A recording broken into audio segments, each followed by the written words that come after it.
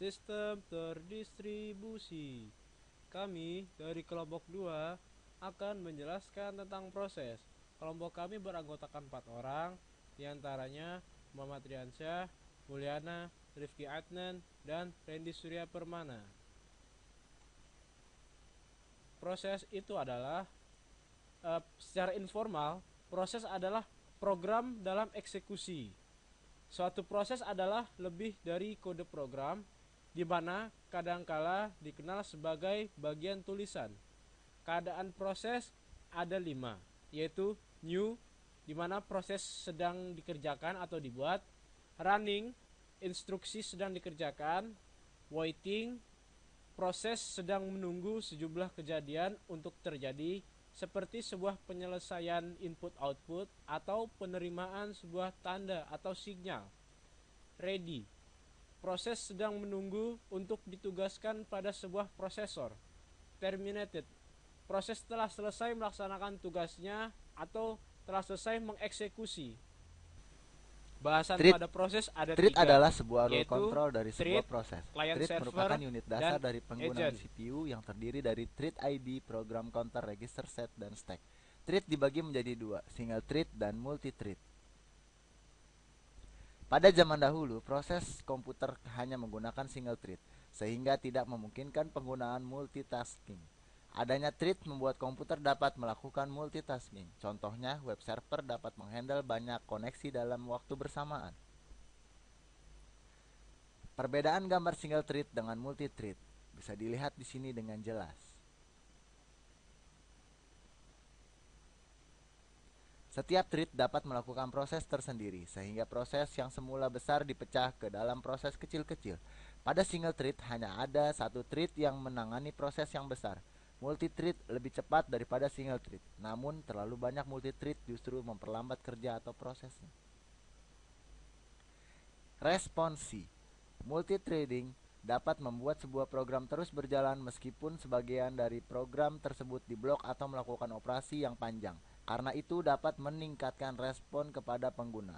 Contoh, dalam web browser, sebuah thread dapat melayani permintaan pengguna sementara thread lain berusaha menampilkan image. Berbagi sumber daya. Thread berbagi memori dari sumber daya dengan thread lain yang dimiliki oleh proses yang sama. Keuntungan dari berbagi kode adalah mengizinkan sebuah aplikasi untuk mempunyai beberapa thread yang berbeda dalam lokasi memori yang sama. Keuntungannya, mengizinkan sebuah aplikasi untuk mempunyai beberapa thread yang berbeda di dalam lokasi memori yang sama. Ekonomi. Dalam pembuatan sebuah proses banyak dibutuhkan pengalokasian memori dari sumber daya. Alternatifnya, penggunaan thread karena thread terbagi memori dan sumber daya proses yang memilikinya, maka akan lebih ekonomis untuk membuat dan konteks switch thread. Utilisasi arsitektur multiprosesor. Pada arsitektur prosesor tunggal, CPU menjalankan setiap thread secara bergantian, tetapi hal ini berlangsung sangat cepat sehingga menciptakan ilusi paralel. Tetapi pada kenyataannya hanya satu thread yang dijalankan CPU pada satuan-satuan waktu atau satuan-satuan pada CPU biasa disebut time slice atau quantum. Multithreading models dibagi menjadi dua. Thread pengguna.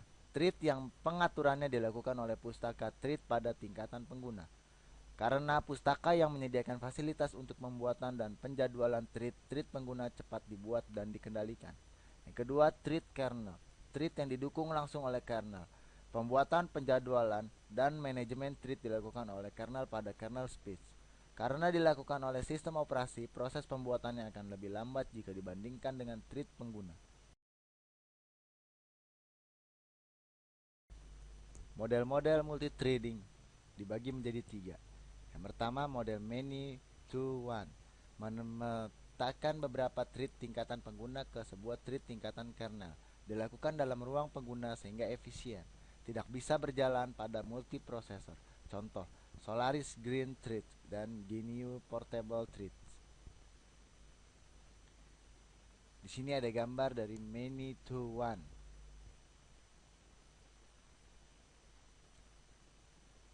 Yang kedua, model one to one. Setiap user thread dipetakan ke kernel thread. Jumlah dari user thread sifatnya terbatas. Keuntungannya sama dengan keuntungan thread kernel. Kelemahan model ini ialah setiap pembuatan thread pengguna memerlukan tambahan thread kernel. Contoh Windows NT XP 2000, Linux, and Solaris 9. One to one. Gambarnya di sini cukup jelas untuk melihat dari one to one.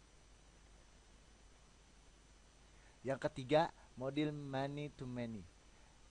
Memultiplex banyak thread tingkatan pengguna ke thread kernel yang jumlahnya sedikit atau sama dengan tingkatan pengguna. Model ini mengizinkan developer membuat thread sebanyak yang ia mau. Concurrence tidak dapat diperoleh karena hanya satu thread yang dapat dijadwalkan oleh kernel pada suatu waktu. Keuntungannya, kernel thread yang bersangkutan dapat berjalan secara paralel atau multiprosesor. Pembatalan thread itu ada dua, yaitu asynchronous cancellation dan deferred cancellation. Contohnya itu yaitu apabila sebuah thread mencari sesuatu dalam database dan menemukan serta mengembalikan hasilnya.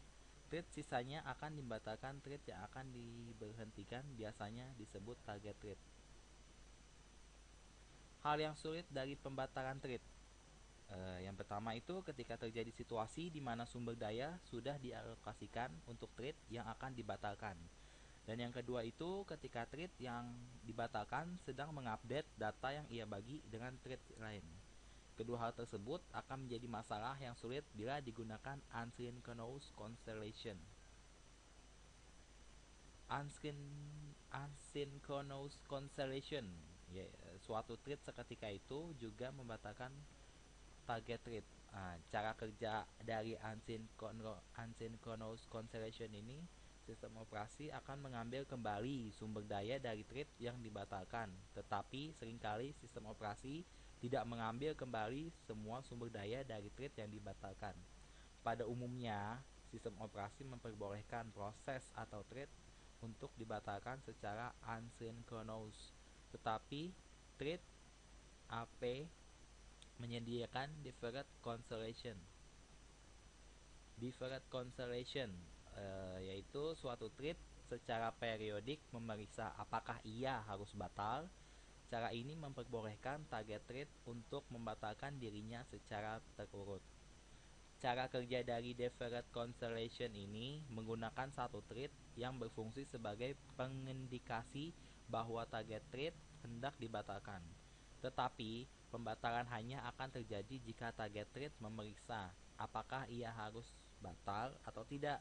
Hal ini memperbolehkan thread untuk memeriksa apakah ia harus batal pada waktu di mana ia dapat dibatalkan secara umum, secara aman dan nyaman. Penjadwalan thread. Untuk menjadwalkan thread, sistem dengan model multi-threading, many to many atau many to one menggunakan. Yang pertama itu proses contention skip atau PCS. Pustaka thread menjadwalkan thread penggunaan untuk berjalan pada RWP like wait process yang tersedia. Yang kedua itu sistem contention skip atau SCS, di mana SCS ini berfungsi untuk memilih satu dari banyak thread, kemudian menjadwalkan ke satu thread tertentu, CPU atau kernel. Client server. Client server itu menurut Gallagher dan Ramanathan pada tahun 1996. Client server itu adalah klien mengirim permintaan ke server, server menerjemahkan pesan, kemudian berusaha memenuhi permintaan. Dan yang kedua, menurut Blaha dan Premerani pada tahun 1998, yang menyebutkan client server adalah suatu arsitektur di mana sumber daya server menyediakan komputasi untuk banyak komponen klien. Klien dapat mengakses satu server atau multiple server. Klien dan server bisa berjalan pada mesin yang sama atau berbeda, ditulis dalam berbagai bahasa dan menggunakan sistem operasi yang berbeda. Client servernya itu secara umum, client server itu adalah arsitektur jaringan aplikasi yang memisahkan klien dari server, umumnya GUI. Client server adalah arsitektur berskala di mana setiap komputer atau proses pada jaringan berperan sebagai klien atau server. Piranti lunak server pada umumnya, walaupun tidak selalu akan menjalankan komputer dengan kekuatan penuh yang secara khusus dan eksklusif menjalankan aplikasi bisnis. Piranti lunak klien pada umumnya berjalan pada PC atau workstation biasa. Klien server yang paling populer dan digunakan secara luas saat ini adalah web browser, di mana berkomunikasi dengan web server melalui internet untuk mendapatkan dan menampilkan isi halaman web, seperti gambar berikut. Klien server. Server itu adalah komputer yang dapat memberikan server ke klien, sedangkan klien adalah komputer yang mengakses beberapa service yang ada di server. Istilah server di sini bisa saja berupa komputer-komputer kelas server seperti IBM, HP, Compaq, dan lain-lain. Software yang dapat dikategorikan berdasarkan layanannya, misalnya web server, application server, file server, database server, terminal server, mail server, dan lain-lain. Server bisa juga berupa proses, seperti RPC server yang terdapat pada sistem operasi server seperti Novell, Windows NT, Linux, dan lain-lain. Ketika klien membutuhkan suatu service yang ada di server, dia akan mengirim request kepada server lewat jaringan. Peranan utama program server melayani klien yang berjumlah banyak yang memiliki tujuan untuk menggunakan secara bersama sumber daya yang dimiliki oleh server tersebut. Soket adalah sebuah endpoint untuk komunikasi di dalam jaringan. Soket dibuat dengan menyambungkan dua buah alamat IP melalui port tertentu. Secara umum, soket digunakan dalam client server sistem di mana sebuah server akan menunggu klien pada port tertentu. Saat ada klien yang menghubungi server, maka server akan menyetujui komunikasi dengan klien melalui soket yang dibangun. Di sini ada karakteristik server dan karakteristik klien. Perbedaannya itu untuk karakteristik server itu pasif, sedangkan karakteristik klien itu aktif. Kalau karakteristik server itu menunggu request, sedangkan karakteristik klien itu mengirim request. Dan karakteristik server itu menerima request, memproses Model klien server. mereka dan mengirimkan Model balasan klien berupa server service. Sedangkan terdapat karakteristik 5 klien menunggu arsitektur. dan menerima Yang balasan pertama dari adalah server. arsitektur mainframe. Yang kedua arsitektur file sharing. Yang ketiga arsitektur client server, arsitektur two-tier, and arsitektur three-tier. Yang pertama arsitektur mainframe.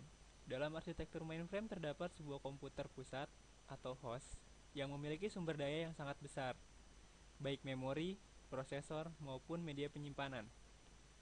Melalui komputer terminal, pengguna mengakses sumber daya tersebut. Komputer terminal hanya memiliki monitor atau keyboard dan tidak memiliki CPU.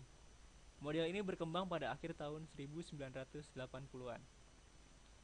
Yang kedua, arsitektur file sharing.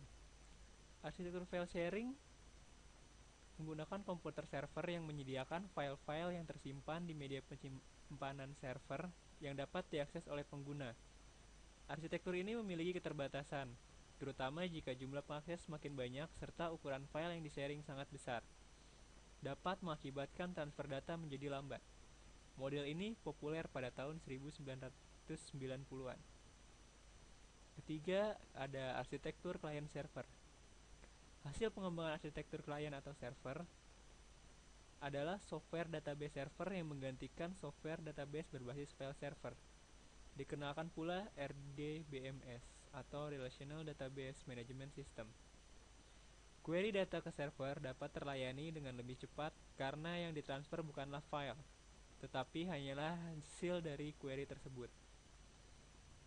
Yang terakhir dari arsitektur client server terdapat RPC atau Remote Procedure Calls, memegang peranan penting pada arsitektur klien atau server.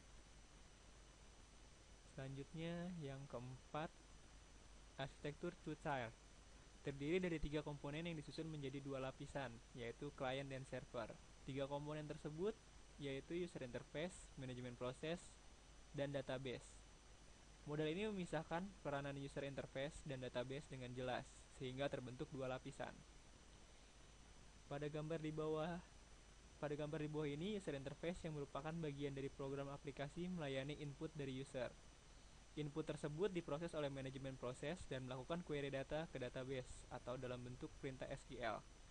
Pada database server juga bisa memiliki manajemen proses untuk melayani query tersebut. Biasanya ditulis ke dalam bentuk stored procedure. Yang terakhir ada arsitektur tree tier. Model ini disisipkan satu layer tambahan di antara user interface tier dan database tier. Nama tiernya bisa disebut middle tier. Middle tier terdiri dari business logic dan rules yang menjembatani query, user, dan database. Adanya server middle tier ini, beban database server menjadi berkurang. Jika query semakin banyak dan atau jumlah pengguna bertambah, maka server-server ini dapat ditambah tanpa mengubah struktur yang sudah ada. Software server middle tier itu biasanya disebut MTS atau Microsoft Transaction Server dan Midas. Software agent. Dalam software agent itu entitas perangkat lunak yang didedikasikan untuk tujuan tertentu yang memungkinkan user untuk mendelegasikan tugasnya secara mandiri. Software agent biasanya disebut agent saja. Yang selanjutnya stationary agent, agent yang tidak berpindah ke host lain. Karakteristik agent itu ada 7. Yang pertama autonomy, yang kedua intelligence, reasoning, and learning, lalu mobility dan stationary, selanjutnya delegation, reactivity, proactivity, dan goal oriented, lalu yang terakhir communication and coordination capability. Yang pertama itu autonomi. Agent dapat melakukan tugas secara mandiri dan tidak dipengaruhi secara langsung oleh user, agent lain, ataupun oleh lingkungan. Untuk mencapai tujuannya, agent harus memiliki kemampuan kontrol terhadap setiap aksi yang mereka perbuat, baik aksi keluar maupun ke dalam. Menurut Woolrich et al. 1995. Yang kedua, intelligence, reasoning, dan learning. Agent harus mempunyai standar minimum untuk bisa disebut agent, yaitu intelijensi atau intelligence. Dalam konsep intelligence, ada 3 komponen yang harus dimiliki. Yang pertama, internal knowledge base. Yang kedua, kemampuan reasoning berdasar pada knowledge base yang dimiliki. Yang terakhir, kemampuan learning untuk beradaptasi dalam perubahan lingkungan. Yang ketiga, mobility dan stationary. Khusus untuk mobile agent, dia harus memiliki kemampuan yang merupakan karakteristik tertinggi yang dia miliki, yaitu mobilitas. Berbeda dengan stationary agent, keduanya tetap harus memiliki kemampuan untuk mengirim pesan dan berkomunikasi dengan agent lain. Keempat, delegation. Agent bergerak dalam kerangka menjalankan tugas yang diperintahkan oleh user. Fenomena pendelegation atau delegation adalah karakteristik utama suatu program disebut agent. Kelima ada reactivity. Reactivity itu kemampuan untuk bisa cepat beradaptasi dengan adanya perubahan informasi yang ada dalam suatu lingkungan. Atau lingkungan mencakup agent lain, user informasi dari luar, dan sebagainya, menurut Brenner et al. 1998. Yang keenam ada proactivity dan goal oriented. Sifat proactivity adalah kelanjutan dari sifat reactivity. Agent tidak hanya dituntut bisa beradaptasi terhadap perubahan lingkungan, tetapi juga harus mengambil inisiatif langkah penyelesaian apa yang harus diambil, menurut Brenner et al. 1998. Untuk itu, agent didesain memiliki tujuan goal yang jelas dan selalu berorientasi kepada tujuan yang diembannya, yaitu bisa disebut juga goal oriented. Ketujuh, communication and coordination capability. Agent harus memiliki kemampuan berkomunikasi dengan user dan juga agent lain. Masalah komunikasi, koordinasi, dan kolaborasi dengan agent lain adalah masalah sentral penelitian multi-agent system atau MAS. Untuk bisa berkoordinasi dengan agent lain dalam menjalankan tugas, perlu bahasa standar untuk berkomunikasi. Klasifikasi software agent. Klasifikasi software agent ada 2, yaitu klasifikasi menurut karakteristik yang dimiliki dan klasifikasi menurut lingkungan di mana dijalankan.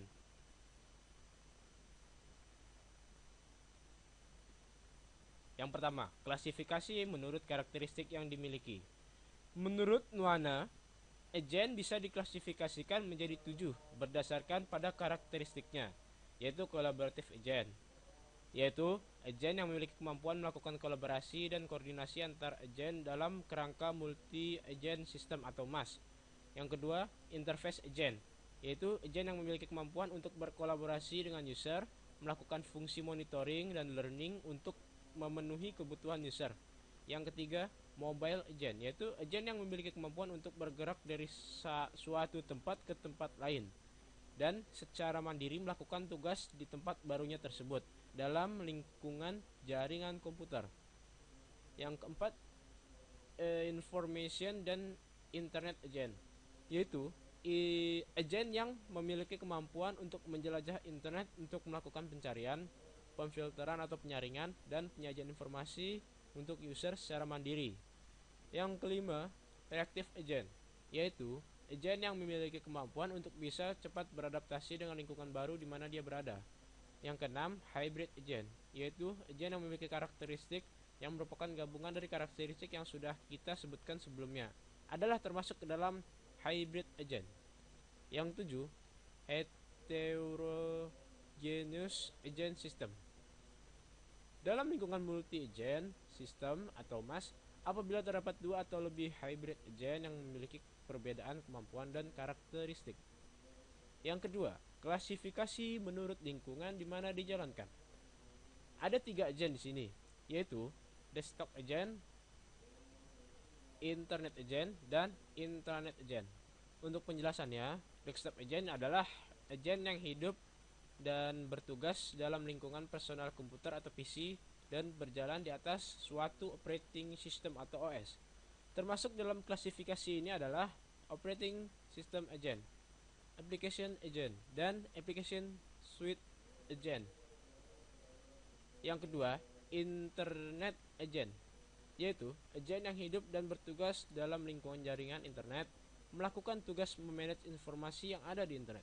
Termasuk dalam klasifikasi ini adalah web search agent, web server agent, informating filtering agent, information filtering agent, information retrieval agent, notification agent, service agent, dan mobile agent. Intranet agent, yaitu agent yang hidup dan bertugas dalam lingkungan jaringan intranet, melakukan tugas memanage informasi yang ada di intranet. Termasuk dalam klasifikasi ini adalah collaborative customization in agent, process automation agent, database agent, dan resource brokering agent. Bahasa pemrograman yang digunakan. Beberapa peneliti memberikan petunjuk tentang bagaimana karakteristik bahasa pemrograman yang sebaiknya dipakai, yaitu menurut Knabe pada tahun 1995 dan juga menurut Brenner et al. Pada tahun 1998. Di antaranya, object orientedness, platform independence, communication capability, security, code manipulation. Itu maksudnya. Disimpulkan bahwa bahasa pemrograman yang layak untuk mengimplementasikan software agent adalah sebagai berikut, yaitu Java, TypeScript, dan TCL atau TTK, Chef TCL, dan Agent TCL. Nah, sekian dari kelompok kami, yaitu kelompok proses. Semoga apa yang kami sampaikan dapat menambah pengetahuan semua pengguna YouTube di sini. Terima kasih.